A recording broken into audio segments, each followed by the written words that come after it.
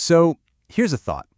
What if the very idea of modern government, taxes, social security, the whole shebang, what if it all started from a single act of, well, spiritual rebellion? That's the wild idea we're going to dig into today. It's a perspective that really makes you rethink your relationship with the state and what it even means to be free. Yeah, this is the big question that the source material we're looking at today kicks off with. The idea is that the systems of government we see all around us, with all the taxes and top-down authority, might actually trace their roots all the way back to a single critical moment in time. A moment when people chose to follow a human king instead of, well, God's direct guidance. Okay, so to make sense of all this, here's how we're going to break it down. We'll start with what the source calls the original blueprint for society. Then, we'll get into that huge turning point in the book of Samuel and, the consequences that followed. After that, we'll connect it to today, and finally, we'll look at the proposed solution for getting back to that original idea. Let's jump in. All right, first up, to really get why the rejection was such a big deal, we gotta understand what was on the table in the first place. So, what was this original blueprint for society? Well, according to the source, before there were any kings, ancient Israel was basically a republic. But, not in the way we think of it today. It was more of a classic idea, a society of free souls under God. Power wasn't all held by one person at the top. Instead, it was spread out. People had their own rights, but those rights came with real responsibilities to their community and directly to God. But, of course, that system didn't stick around. And that brings us to the event that this source points to as the turning point, not just for them, but maybe for all human government that followed. The moment that people said, "We want a king." And this quote right here, it's really the heart of the whole argument. I mean, on the surface, the people had a good reason, right? They saw corruption and thought a king could clean things up.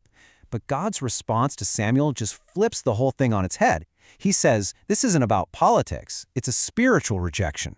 By asking for a man to rule them, they were actually saying no to God's rule.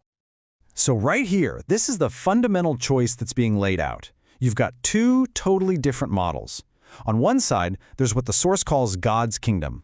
Power is spread out, people are personally responsible, and society takes care of itself through, free will charity. But on the other side, you have man's kingdom. Here, power is centralized, a ruler calls the shots, and society runs on things that aren't voluntary, like taxes and force. And as you can probably guess, making that choice came with a pretty hefty price tag. The source explains that God actually gave the people what they asked for, but not before laying out a serious warning, a prophecy really, about what they were actually signing up for. Yeah, this timeline really shows how it all went down. It starts with a simple request, give us a king to fix our problems. But the warning that comes back is intense. God tells Samuel, look, tell them what this king is going to do. He's going to take their sons for his army, their daughters for his court, and 1/10 of everything they produce. And the end result? They'll eventually be crying out because of this new bondage, and the text specifically compares it to the slavery they just got out of in Egypt. Wow. Now let's be super clear. The source isn't talking about literal chains and whips. This new bondage is more of an economic thing, a spiritual state. It's a system where you no longer own all of your own labor. A percentage of it now belongs to the state, and they take it by force. The argument is that this kind of centralized power just naturally leads to corruption, even with good people in charge. Okay, so that's the ancient history. But you're probably wondering, what does this have to do with me, with our modern world? Well, this is where things get really interesting, because the source draws a direct line from that ancient choice right to the societies we live in today. To make that connection, the source uses a really specific term, Corban of the Pharisees. Okay, so Corban on its own just means an offering, like a gift to God. But the argument here is that the Pharisees had twisted this into a system of forced offerings. Basically, a government-run social safety net paid for by mandatory taxes. And this interpretation says that's the system Jesus was calling out, because it made people's personal duty to God mean nothing. And this leads us straight to what the source calls the modern symptoms of that ancient choice. The claim is that when we rely on these big state-run systems, these modern Corbans, it has all these negative knock-on effects. It supposedly makes people less responsible for their neighbors, it can weaken communities by creating dependency, it saddles our kids with debt, and maybe worst of all, it replaces real person-to-person charity with a kind of cold, bureaucratic system.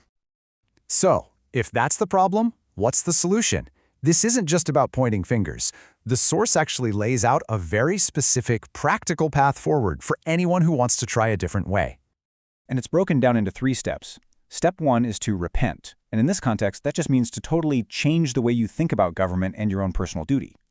Step 2 is to start living that new way, through real faith, hope, and charity, actively taking care of each other voluntarily.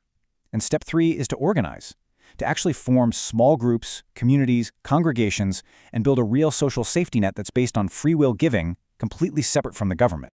So really, when you boil it all down, the entire argument comes down to this one central choice between 2 completely different ways of organizing society. On one hand, you've got the system of the world, which, according to this view, runs on force, fear, and loyalty to human authority. And on the other hand, you have the system of God, which runs on faith, hope, and charity, on people freely choosing to care for one another. And that leaves us with the final, really challenging question that this whole perspective raises.